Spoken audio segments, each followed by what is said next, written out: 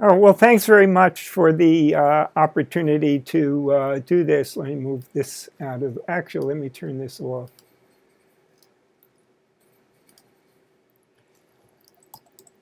So as Steve said, if I hit the right buttons, which I'm not doing yet, this is a basic introduction to quantum computing.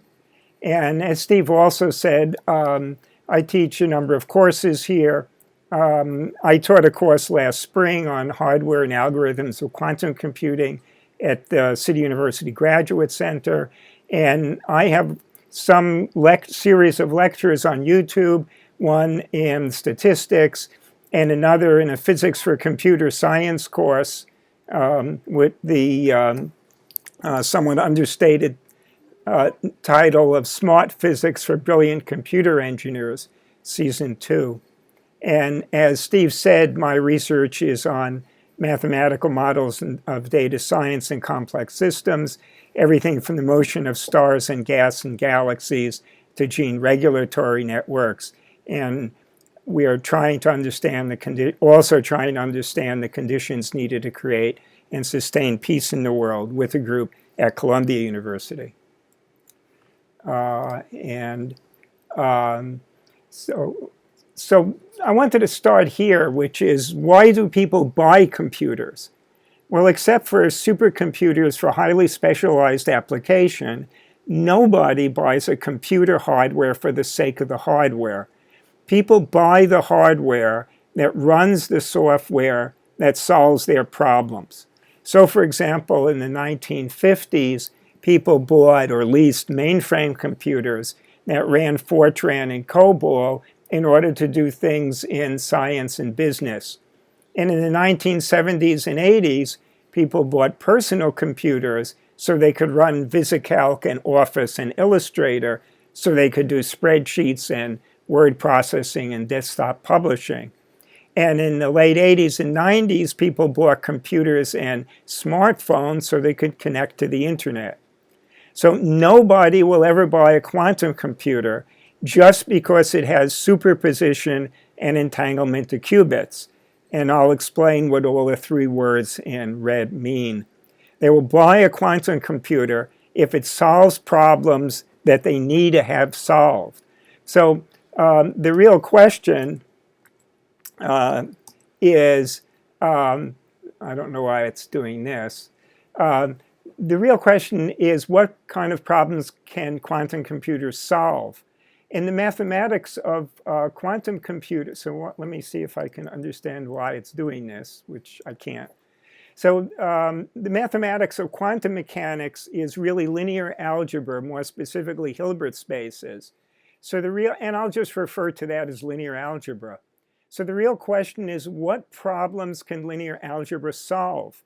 And quantum computers can solve those problems much faster than conventional computers.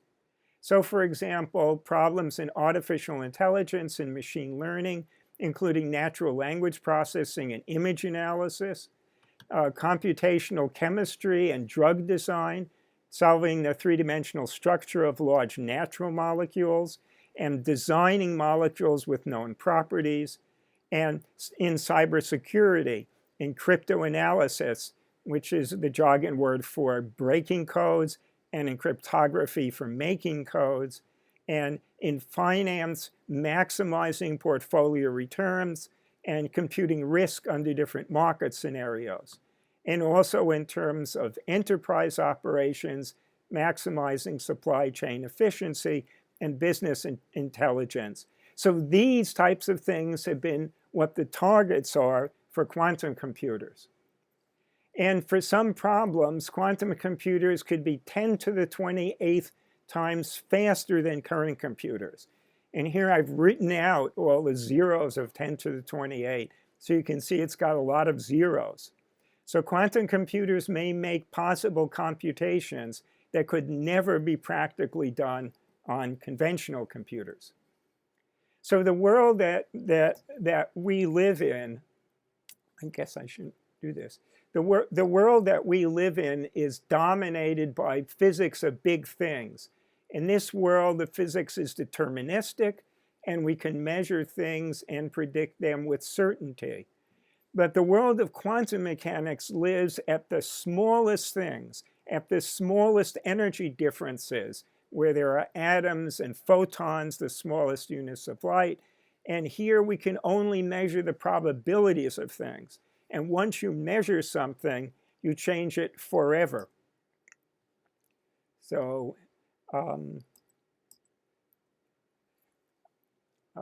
quantum mechanics has been spectacularly successful at understanding lots of things. For example, how atoms absorb and emit light and produce spectra, and even to things like chemistry. So if you remember all those K, L, M, N, and orbitals and suborbitals, quantum mechanics is able to predict what properties they have, how many electrons can fit in each one, and so it's able to predict and make sense of a periodic table. And quantum has been good at many other things as well, and has also had successes in understanding radioactivity and transistors and superconductivity, many other things. But quantum mechanics has also had some spectacular failures, particularly in not being able to understand the connection between the quantum world and gravity. And at least some years ago, you could write the quantum equations to determine the structure of molecules, for example, but conventional computers could not solve those equations. So Richard Feynman and others in the 1970s turned this the opposite way around. They said if complex quantum systems are hard to compute by conventional computers, why don't we make quantum computers to compute them? And if we can get quantum computers to compute complex quantum systems, then we can use those quantum computers to compute many other equally complex systems that we cannot now solve with conventional computers. And this is in these areas of AI and computational chemistry and cybersecurity and finance and enterprise operations. The hardware challenge here is that quantum properties dissipate when you connect the small world of the quantum hardware with the big physical world that we live in. So the essential design paradox is that a quantum computer must be both isolated from the world in order to retain its quantum properties, and yet connected to the world so you can input and output data and control the computation. And this is a paraphrase from the book Quantum Computation and Quantum Information, which is generally known by this group as Mike and Ike. Okay. So because of this, many companies are interested in developing quantum computers, from very large companies like Google and IBM and Microsoft and Intel in the US, very large companies in China, and fintech companies such as Goldman Sachs and JP Morgan Chase, as well as many startup companies, including D-Wave Systems, IonQ, Rigetti, and many others. And if you go to the website shown at the bottom, you can see there's well over 100 companies, as they would say, in this space.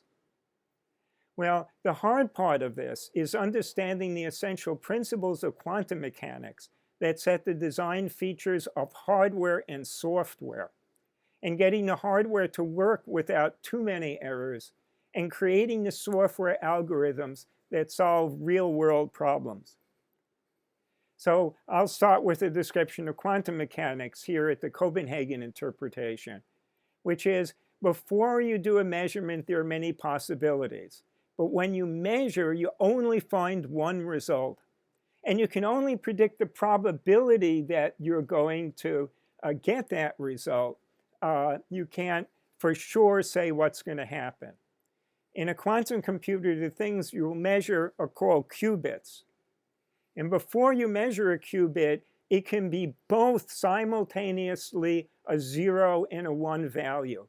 The fact that it's both things as one is called superposition.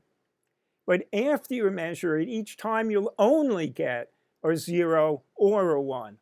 And once you measure it, you can't go on computing. Once that measurement is done, the quantumness is gone. And you can't cheat. You can't make copies beforehand and just measure a copy. That's called the no cloning theorem. So in a classical computer, the operations are irreversible. Once you get a result, you can't completely isolate what had produced that result from many possibilities. But a quantum computer, because of the nature of quantum mechanics, all the operations are reversible. You can always go backwards.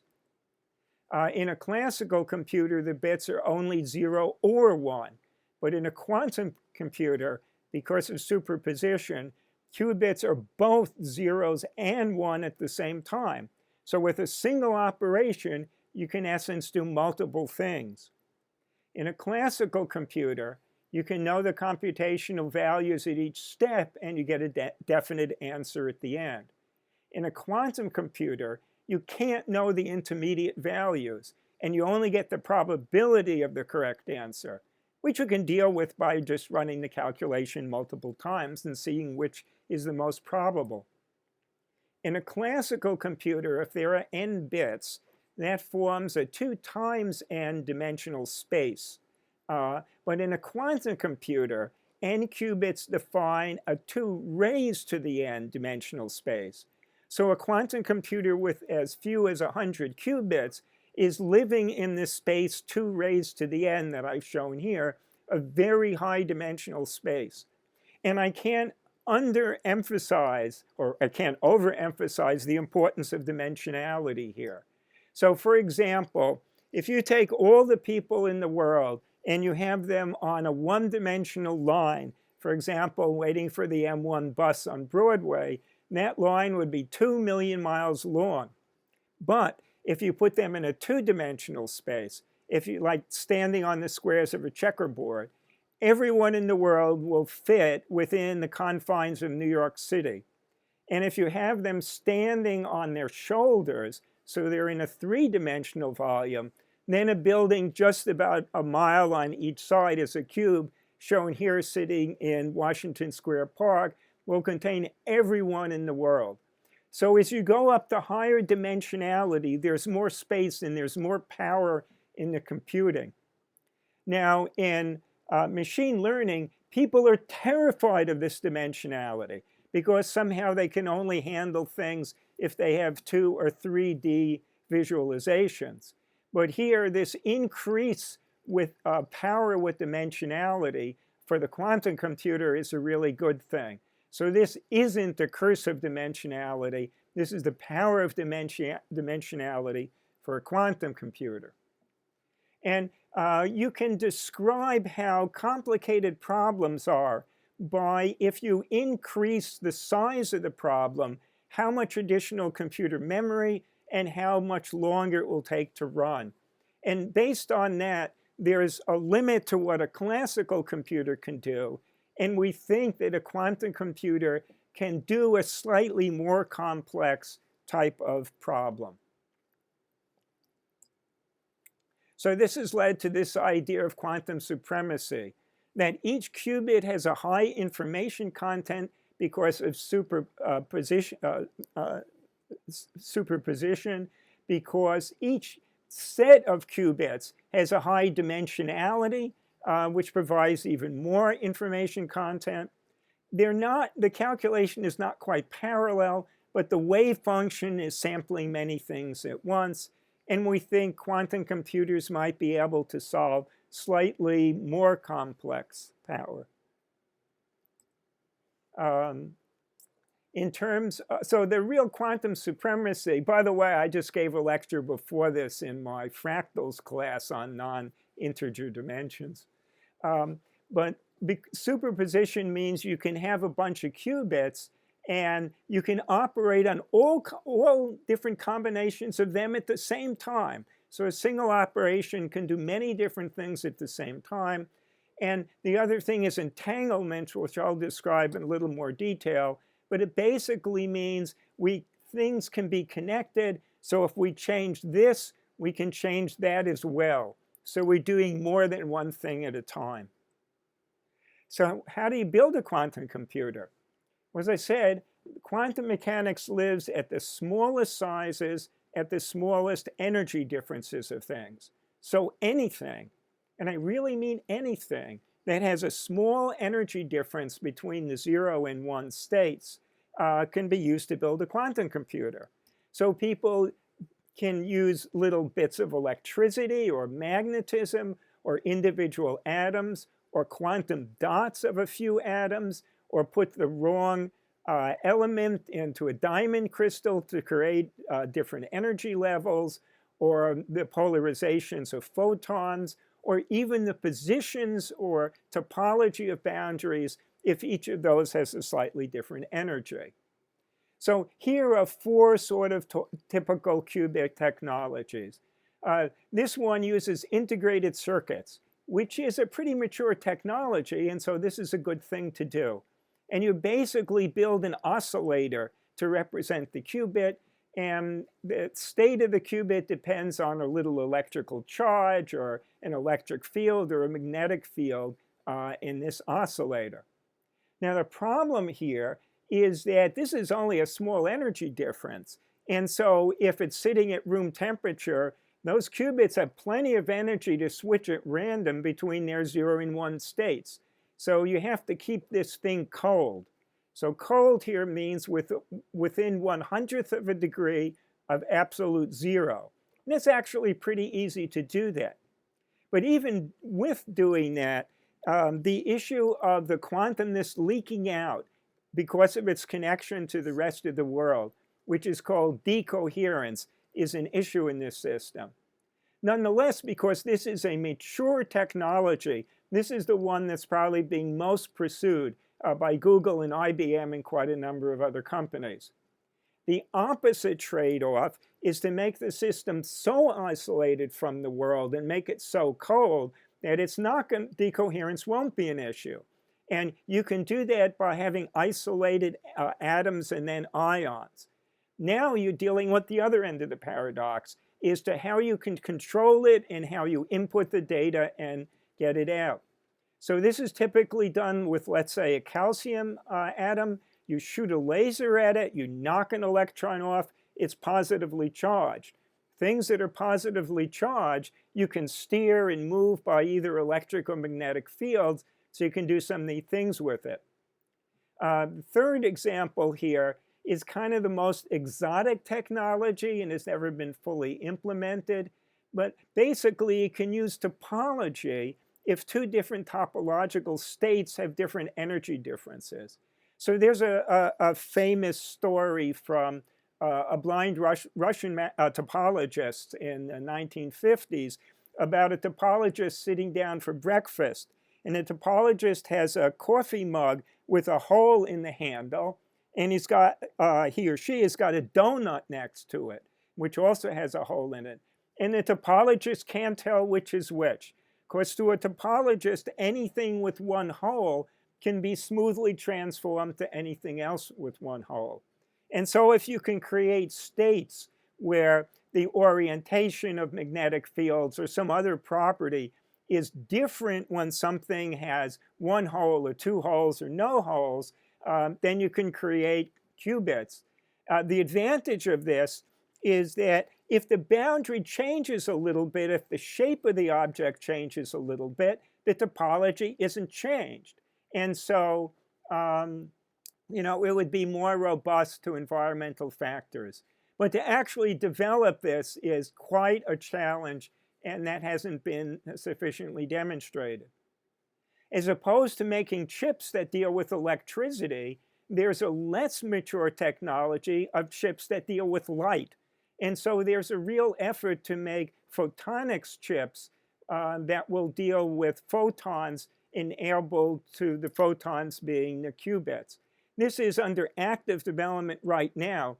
It's easy to send a large number of photons down a fiber optic cable. It's much more difficult to either generate one or a few of them or to detect individual ones. But this at least holds out the possibility that maybe it doesn't need to be kept near absolute 0, and maybe it can be made small enough to be portable. So there are lots of different technologies. So this is quantum mechanics. So there's a wave function at top, and I'm going to use an unstandard notation to try to make it a little bit simpler and a little less intimidating. So basically, if this represents a qubit in its 0 state and this a qubit in its 1 state, this wave function consists of these prefactors multiplying it by.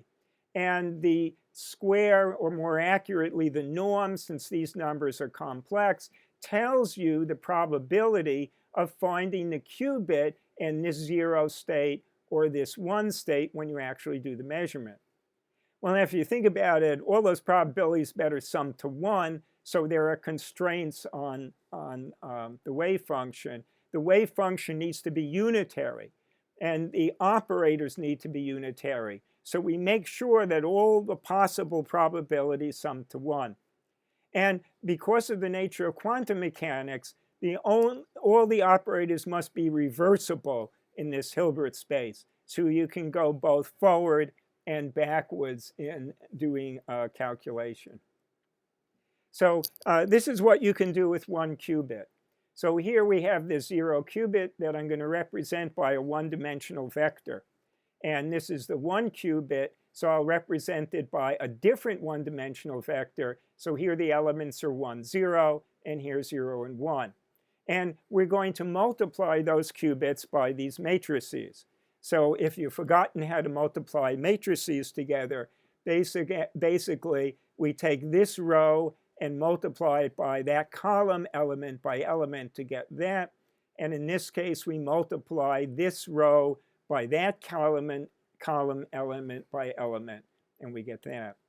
So this is a matrix called the X operator. And if I operate X on 0, I multiply this matrix by that vector, and son of a gun, it comes out to be a 1. And if I operate X on 1, I get a 0. So in essence, this is the not operator. It's transforming a 0 to 1 or a 1 to a 0. This is a little more complicated operator. This is the Hadamard operator. And if I operate this on a 0 qubit, I get a combination here which I can break down into the 2 basis vectors. And again, the reason why this is funny square root of 2, if I square this, this gives me the probability that in this case I'll measure a 0 or that I'll measure a 1. So this means that half of the time, if I've done this operation, one time I'll do it, I'll get a 0. Another time I run the operation again, I'll get a 1, and it'll be 50-50. It also turns out that the Hadamard operating on a 1 will also produce a 50-50 combination. But there's a phase difference. They don't produce exactly the same things. Okay. So from this alone, we can already do something interesting. We have these 2 bases, plus basis, where there's a 0 and a 1. And we have this cross basis, where these up and down diagonals are the 0s and 1s. And if I multiply, I have a 2-active mouse. If I multiply the Hadamard times the plus basis, it converts it into the cross basis. So what that means is that every time I have something that's really 100% 1 in plus, it's really 50-50 in the cross basis. And every time something is 100% 1 in the plus, it's really 50-50 in the cross basis. So you can use this to securely transmit a key to use in a cryptography system. And not only that, you can tell if someone is listening. Because when someone listens in quantum mechanics, they change the state from ever, and it can't be fully recovered. So this is an example of that. This is called the BB84 protocol. And we're in cryptography here. So we have Alice and Bob, and Alice is sending a message to Bob. Here she's creating a photon in the plus state. Oops, we went one too far. Eve is still sending a photon or a qubit in the plus state with a certain 0 or 1 value. And if Bob receives it using the same basis, then he gets the correct bit. But if Alice sends it in the plus state and Bob measures it in the cross state, only half the time will he get the right answer. So what the protocol is Bob gets a whole bunch of bits that he records, and then Alice in the open sends him which basis she used. She doesn't send any of the bits, any of the zeros or ones, but only the basis. And so Bob knows which he should he knows which bits he got the right values for, and he can throw away the rest of them. So again, the basis is sent in the open, but the bits are sent in that basis. And if I figure out what the trick is to get from one slide to the other, it'll make things go simpler. And this is the example of an attack from a person in between. So again, if Alice sends in plus and Eve reads it in a plus, she can send it back. And if Bob measures it in a plus, Bob will get the correct bit. But there's no way for Eve to know what the basis is that Alice has sent it in. So if Alice sends it in the cross basis and Eve measures it in the plus, even if Bob has measured it in the correct basis, half of the time it will be messed up and Bob will get the wrong bit. So the way this works is you send enough bits before you send the message or the key, and you see how often Bob is getting the wrong bits. And from that, you can determine the probability that someone is listening in. And in fact, networks like this exist, and they keep getting bigger and bigger and extended to more places. So they've already been built exactly like this in the US, in Europe, in China, in Japan, and other places. And this is basically off-the-shelf equipment. So there's nothing unusual about this. This is functioning stuff. So that's what, sure. Okay.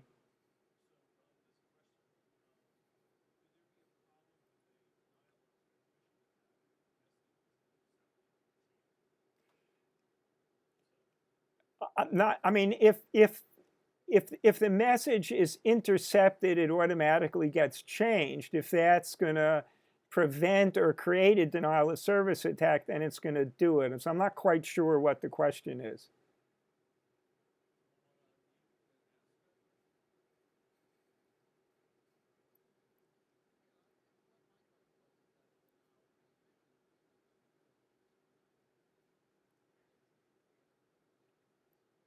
Oh, yeah. Yeah, so this has to do whether you have physical access to the root. So, you know, if you have physical access, then you can do that.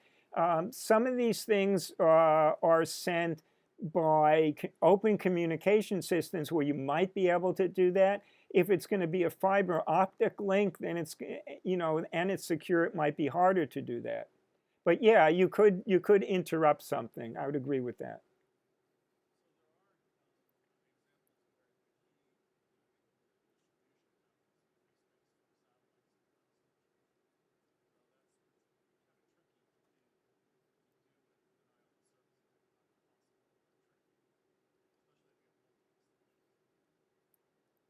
And we'll see an example of that in actually just a few minutes. All right, thanks. So again, if we have this 0, which is a 1, 0, and another 0, we can add them together to make 2 qubits. When we combine qubits, it's a tensor product. So every time we do this, it increases the dimensionality. So and that's what I was saying before, the dimensionality is 2 raised to the n.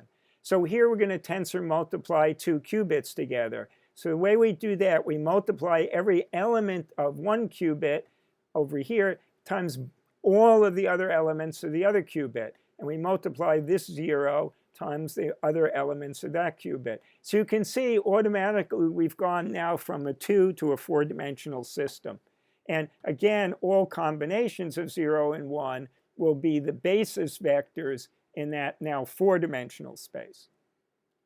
Now we need a 2-qubit operation. So a common one is a conditional not. And this will leave the first qubit alone. But if the first qubit is 1, we're going to switch the second qubit either from 0 to 1 or 1 to 0, whatever it was. So C0 of these two doesn't do anything. The first qubit is a 0, so it's just exactly the same. But here, that 1 means we're going to switch the value of the second qubit, and that's what's been done here. And this is the matrix that does that. And if you multiply these matrices times those vectors, you get all the same results I showed a moment ago. This is another interesting operation. So here we're going to tensor multiply a Hadamard operator times an identity operator. And if we do that, then we get this matrix. OK, so now we have enough pieces to do something interesting. So we're going to take this 0, 0, which is this vector. We're going to operate on it by this Hadamard identity operator, and then a C0 operator. And this is the result we get from that. And again, we can decompose this into its two basis vectors. And what are these two basis vectors? They're 0, 0, and 1, 1. And we have these prefactors. You can also describe this by a circuit diagram. So here we have the Hadamard and the identity operator on these two qubits. This is the C0 operator. I have to say, one of my petty peeves is in a lot of quantum talks, they have this symbol, and I never know which is the control qubit and the signaling qubit. So here I've labeled them. And then we do a measurement. So what this means is that if we prepare the system this way, one time we prepare the system, there'll be a probability of a half that we get 0, 0. Another time we prepare it, there's a probability of a half. Or every time we prepare it, there's an equal probability of a half. We get 0, 0, 1, 1. So if we prepare it, sometimes we'll measure 0, 0, and sometimes we'll measure 1, 1. Now, if you think about it, and we should never get 0, 1, or 1, 0. If you think about it, these qubits are real physical things, whether they are photons or a piece of an oscillator on a chip. We could keep one of those physical qubits here, like maybe in Yorktown Heights, and we could send the other physical qubit to the moon. And every time this is prepared and we measure a 0 in Yorktown Heights, the astronaut on the moon will always measure a 0. And some of the times in Yorktown Heights we'll measure a 1. And every time that's done in Yorktown Heights, the astronaut on the moon will also measure a 1. Because in quantum mechanics, things are not local. This wave function kind of exists over a bigger space than you realize. And so there are more connections between things than you realize. The person who was most upset about this was Albert Einstein, who referred to this, if you pardon my very poor German pronunciation, is something like spukhafte Wernwirkung, and which is usually translated as spooky action at a distance. From the little I've been told about German, I think a better translation might be ghostly action at a distance, a ghost like Casper the Ghost. And we're going to call it, the usual way to call this now is entanglement. And this is a circuit that produces entanglement. So this is that identity operator in the Hadamard. This is that C0 operator and then a measurement operator. This is one of the ways to program the IBM simulator and IBM quantum computers. Since I took, and that you can also do it with a Python package they have. Since I've taken this screenshot, they've actually made the system a little bit.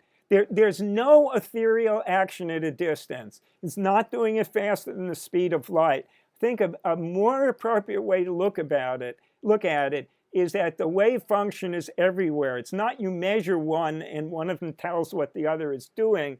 The wave function is everywhere. And when you catch the wave function, you catch it in the position it's in.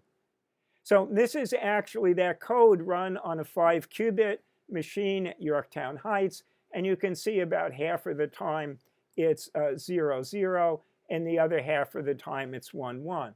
But this is imperfect hardware. It's that nasty finger of decoherence is tap, tap, tapping on those qubits. And so every once in a while, it's 0, 1, and 1, 0. If we run the same calculation on a simulator that does perfect quantum mechanics, then we see we only get a 0, 0, and a 1, 1. And there are lots of other physical ways to make entangled photons by sending a high energy beam into a crystal, and 1 out of a billion times you get pairs of photons, and there's some other processes that do this too. And those were actually used in this case a few years ago in a satellite where they produced entangled pairs that were either 0, 1s or 1, 0. And every time one of these base stations on the Earth measures a 0, another station 1,000 miles away, measures a 1.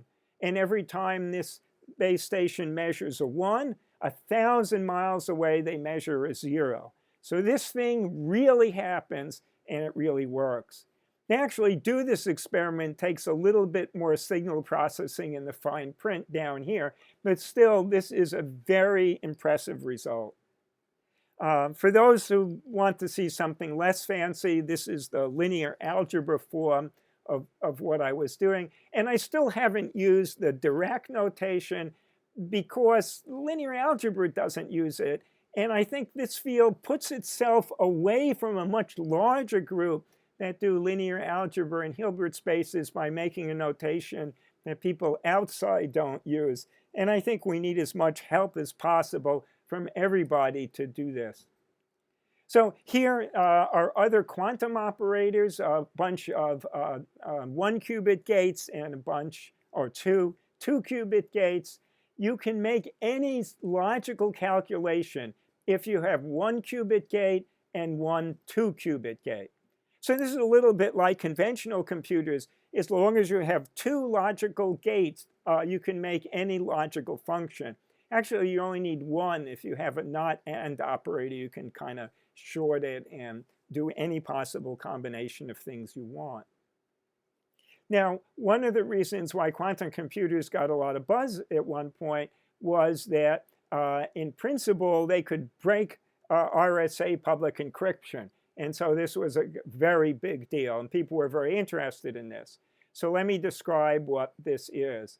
We're back to cryptography. Alice sends a public key to Bob, and Bob uses that key to send a message to Alice that only Alice can read. And the way it works is you have 2 large prime numbers. It's easy to multiply them together to get another big number, but given only the big number, it's pretty hard to factor them into their prime numbers. But if someone else can factor them, then they can read Bob's message. So the way this scheme works is that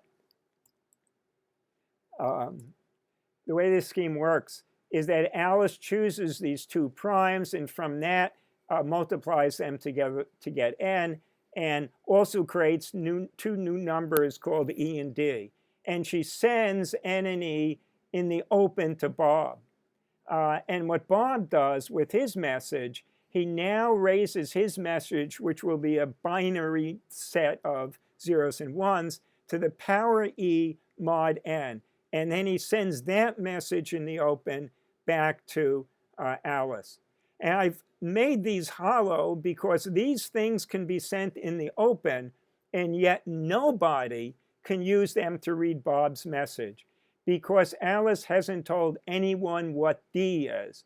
And then she uses D to decrypt Bob's message.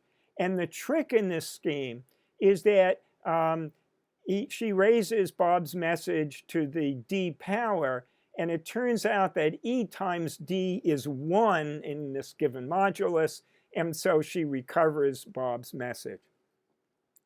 So in order for someone to factor n into p and q, the fastest factoring algorithm we have for a 2k set of binary digits, which is a little bit over 600 decimal digits, would take 10 to the 38 operations.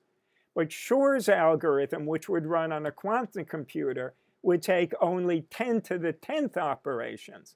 So this is where I got that number at the beginning, that for this problem, the quantum computer would be 10 to the 28 times faster. And people have actually implemented,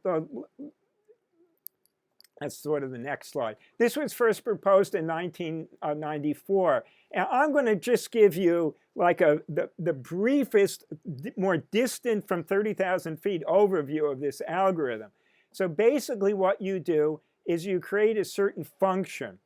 And it turns out if you can find the periodicity of that function with some number theory tricks, then you can factor n into p and q. And the way this is implemented on the quantum computer is that you have all these Hammond operations. So you create all copies of this function at all different values of x at once. And that superposition represents a tremendous speedup. Second, you create an entanglement between that first set of qubits and a second set of qubits, such that when you measure the second set of qubits, it in essence forms a discrete quantum Fourier transform on the first set, so that reading that first set, you can see the periodicity. And having that periodicity, then you can factor n into p and q. And this has actually been done. It's been done on photonics quantum computers. It's been done on single ion quantum computers, and it's been done on integrated circuit quantum computers. But if you notice, these are kind of like 2 decimal digits. It's not quite 600 that are used in the 2K RSA. But there are other quantum algorithms. Over 40 years, people have figured out a number of very specific problems. This is the Deutsch-Joseph algorithm, where you can do one operation on a quantum computer that would take 2 to the n-1 to do on a classical computer. Or in Grover's search algorithm, where if you have unordered elements, what would take 10 to the 10th operations, you could do with 10 to the 5th operations on a quantum computer.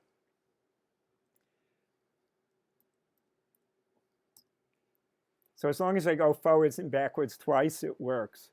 So Shor's algorithm, first of all, just sort of a reality check on some of this. RSA is just being sort of phased out now. It had a great run for 40 years. Even cracking RSA wouldn't be the end of the world. For the last 4,000 years, people have been making codes that other people broke, and then they make new codes. And in fact, right now, this is an opportunity for a number of post-quantum crypto companies, some of which are listed here, which are creating new cryptographic systems that could not be easily broken by quantum computers.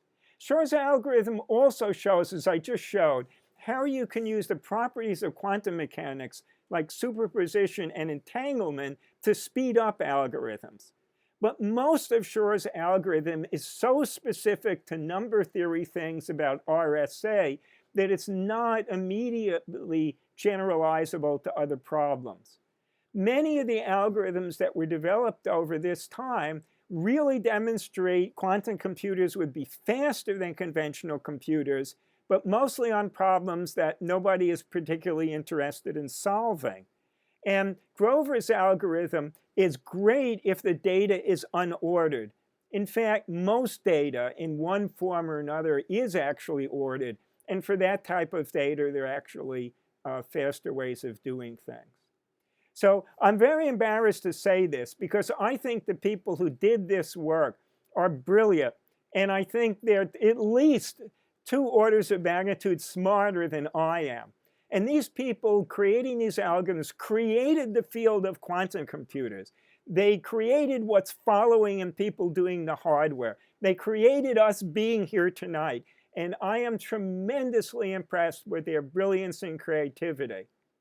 But I also think they held the field back because they were stuck on problems demonstrating quantum supremacy rather than on problems that people needed or wanted to be solved.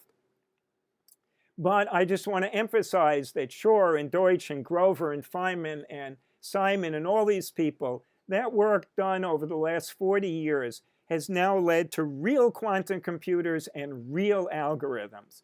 And this basic research creates new and unexpected valuable possibilities for the real world. And scientists and engineers having fun in their creativity creates things that we never knew we needed. So the challenges in this field are, first of all, we need algorithms to solve even more linear algebra problems. We haven't really exhausted the linear algebra possibilities or the Hilbert space possibilities of what we can solve with quantum computers. So developing those algorithms, and there should be a rich set of them, is an important step. Many of the problems we want to solve are nonlinear problems. And it's more than just making a cost function or looking for an energy minimum in some complex nonlinear thing. You can get into a lot of trouble with that. Sometimes that works when we deal with these very hyperdimensional surfaces with many minima, and even worse, many hyperdimensional saddles. You can easily wind up in the wrong place. So it's not necessarily work that just sort of minimizing something from a nonlinear system will work. And most of the things we're interested in to apply this to are really complex systems that have many strongly non-interacting pieces.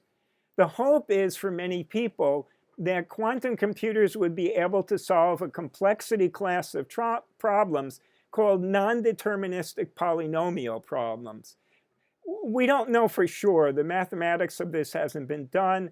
The sort of assumption right now is, but again, this has not been proved one way or the other, that quantum computers will not be able to solve those kinds of problems, even though they'll have tremendous utility in other ways. I personally think the software challenge is greater than the hardware challenge. But the hardware challenge is still there because this terrible finger of decoherence is still tapping on all those qubits. And I think attempts like making error checking codes upon error checking codes, so you have a machine with 1,000 or 10,000 physical qubits that's making 100 logical qubits. It just has the wrong feel to me. Somehow the underlying hardware needs to basically work.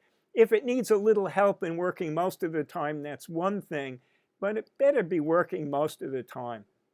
And maybe not at the beginning, because nothing really works that way. If these computers are going to be really useful, they must be reliable, small, and cheap. Okay. So when does quantum computing happen? When does quantum computing happen? Well, in a certain sense, it's already happened. There is a quantum computing ecosystem going on that's fostered by a lot of money in China and the US and Europe. And so people are creating new chips, new integrated circuits, new photonics chips, solid state things. People are creating new algorithms about ways of finding minima. People are doing machine learning algorithms in quantum. In a certain sense, all this is happening. In the book, The Entrepreneurial State, which means, what she means by state is government, Mazzucato makes the point that during the Cold War and sending people to the moon, we developed all these technologies that would have never been commercially developed because people needed money to do the research, and even more importantly, they needed money so they could sell the products once they had developed them. And she makes the point that these technologies then made the iPhone possible 20 years later because everything was in place for Apple to put them together. And so what we've been doing now is developing this ecosystem. So even if quantum computers don't get much further, which I think they will, we're already set things in place to have fantastic things happen 20 years from now. But if quantum computers do happen, quantum computers can solve new and useful problems that would take far too long to be ever solved on conventional computers. For example, in natural language processing, the way NLP works today is really based on an edict from the British linguist Firth, which is, "You shall know the meanings of the words by the company they keep." So these NLP programs don't know anything about what's really being said or written. What they're doing, the way they're trained, and training in machine learning means you have a mathematical model with adjustable parameters. And you keep adjusting those parameters, so when you put in a known input that produces a known output, the model does that. Then you freeze those parameters at the values you trained it, and you hope that when you put in new values, it will produce what you hope will be the right answer. And the way that's done for just about all NLP programs today is as I said, you know the meaning of words by the company they keep. So for example, in systems like Word2Vec or Google's BERT, which stands for Bidirectional Encoding Representation Transformer, what you do is you see if you can use one word to predict another word, and that's how you determine those parameters. Or you take out words and see if the words around it can predict a missing word. Or in BERT, because the B means bidirectional, you look both forward and backward in the script to see if you can predict the missing words. And since BERT ingests whole sentences at a time, you could also use BERT to guess at what the next sentence will be. But none of these things really understand what's being said or written. Quantum computers dealing with the additional power from being in, but we understand. Somehow our brains understand what is being said. And maybe a quantum computer with the additional power from this higher dimensionality can kind of mimic more the way we do things rather than the way NLP currently does things. In image analysis, we have systems that are pretty good at doing facial recognition. Not perfect, but pretty good. But over the last few years, people have discovered some of these AI systems do some really funny things. Like you can have a system that looks at a discoloration, a picture of a discoloration on the skin, and from the way it's been trained, it can say 99% probable that this is a benign and it's okay. But if you do a few funny, simple things to the image, changing some pixels here and there, that's called creating an adversarial example, then the same system looks at that picture, and a human can't really tell the difference between the before and after of that picture. And now the system reports 99% this is malignant, and if you don't do something with it, you're going to die. Another example recently, also someone showed that for an AI system involved in a self-driving car, if you put a little piece of white tape on a stop sign, then the AI system misidentifies it as a yield sign instead of a stop sign. And both these examples I'm giving you are not hypothetical examples. They're both real examples. So there's a lot of additional power we need in terms of understanding how, when we have a very hyperdimensional space, we can get pushed into places we don't want to be by these saddles, or wind up in different minima, which represent different results of the calculation. And maybe because of the power of quantum systems in dealing with high-dimensional things, maybe they would be useful in dealing with these problems. In computational chemistry, we're pretty good now at solving the 3D structure of large molecules. But we're not so good at doing the dynamics of how those molecules move. And in fact, that's essential in how some of these work. So for example, when oxygen in your lung binds to hemoglobin in your red blood cells, if you took the static structure of hemoglobin, the oxygen would never be able to get into its binding site. Yet it does because the molecule fluctuates a bit, and so the oxygen gets in. We don't fully understand whether these are just thermal motions, whether some molecules are big enough to actually have things equivalent to masses and springs, and whether they're doing something more like little machines, but we don't know. Remember, this is the reason why quantum computers were invented, was to be able to solve these sort of complex quantum-type problems. And again, we're already seeing a number of companies developing things in cybersecurity and in finance, where we have highly complicated systems. There seem to be would be a lot of applications for quantum computers, and in enterprise operations, not only in maximizing supply chain efficiency, but increasingly in business intelligence. The idea is to combine information from marketing and sales and what's on social media and tracking what the customer's response was. So there's an increasing complexity of information, starting from databases that were very rigid spreadsheets that could only be queried by rigid SQL commands, to then non-SQL databases like MongoDB and graph-type databases. Because what you really want is how things are connected. And so maybe if you structure the database along how you want things to be structured, it'll be easier to find things. Going up through data warehouses where there's even more data and already predetermined commands to hunt through things, to data lakes where the data is less organized and it's up to you and your IT department to write the specific things you want to pull out of it so that it can be pushed on to the Tableau dashboard of the people doing things. So there would be a lot of interesting applications here because we're getting into having more data and the connectivity between it. There's talk now about what are called data meshes, where everything is tagged and everything is connected to everything. So again, this is the space that quantum operations lives in. So I have, this is my next to last slide. I only have one more slide. And I almost took that slide out of this presentation. I've used it in years before, but I put it back in anyway, because maybe it's a good way to end this.